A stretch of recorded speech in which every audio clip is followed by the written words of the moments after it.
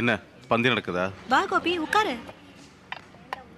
சாப்பிடும்போது ஏதாவது பேசுங்களேன். இன்னைக்கு என்ன விசேஷம்? அதை ஏன் கேக்குற கோபி? உனக்கு விஷயம் தெரியுமா? என்ன?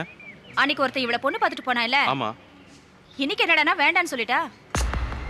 ஏன்? உனக்கு தெரியாதா? இவளை விட அழகான ஒருத்தி அமையற மாதிரி இருக்கான்.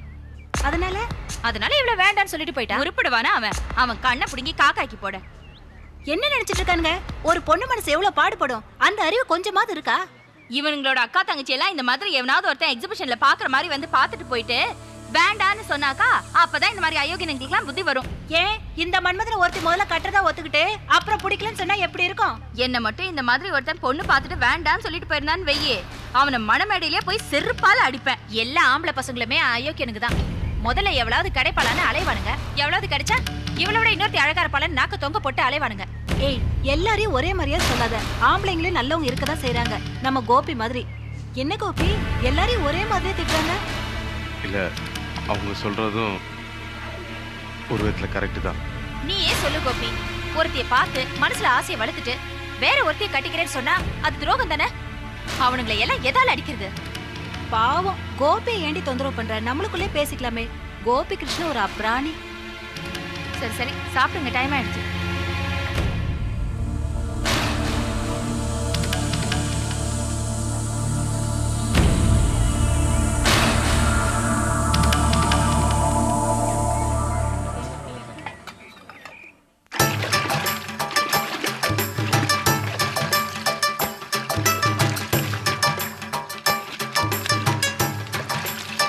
என்ன தவணை முறையில ஃபேன் டியூப்ல தானே வித்துட்டு இருந்தீங்க? ஆமா. ஏன் தொழில டெவலப் பண்ணியாச்சா? இல்லையே, என்ன சொல்றீங்க? இல்ல, கையில கேரியரை பார்த்த உடனே வீடு வீடா போய் சாப்பாடு ஏதாவது விக்கிறீங்களோன்னு நினைச்சேன். பாத்தீங்களா, மத்தவங்க அவஸ்தைப்படுறது உங்களுக்கு கிண்டலா இருக்கு இல்லையா? ஏன் கிண்டல் இருக்கட்டும். என்னது இது கேரியரு? அம்மாவுக்கு உடம்புக்கு முடியல, சமையல் பண்ண முடியாம படுத்துட்டு இருக்காங்க, அதான். ஓ, அப்படியே விஷயம். இதுக்கு தான் சட்டு புட்டுன்னு ஒரு பொண்ணை பார்த்து காலகாலத்துல கல்யாணம் பண்ணிக்கணும்னு சொல்றது. மைனர் மாதிரி தெரிஞ்சா இப்படிதான் கேரியர்லாம் தூக்கணும். ஆமாமா, நீங்களும் ஒரு 15 பொண்ணை நிறுத்தி காட்டிட்டீங்க. நானும் என்னமா வேண்டான்னு சொன்ன மாதிரி. ஏங்க வீணா என் வயிற்றுல கிளப்புறீங்க? இப்படி வர்றப்ப போறப்ப கிண்டல் பண்றதை விட்டுட்டு சீரியஸா நீங்களே எனக்கு ஒரு பொண்ணை பார்க்கலாம் இல்ல? என்ன ரவி பெண்லாம் பார்க்க சொல்றீங்க? அமைதியா இருந்துட்டு திடீர்னு புத்திசாலித்தனமா கேள்வி கேக்குறீங்க பாத்தீங்களா? கல்யாணம் பண்ணிக்கதான் சார், வேற எதுக்கு? இப்ப நான் என்ன பண்ணிக்கிட்டு இருக்கேன் பாருங்க.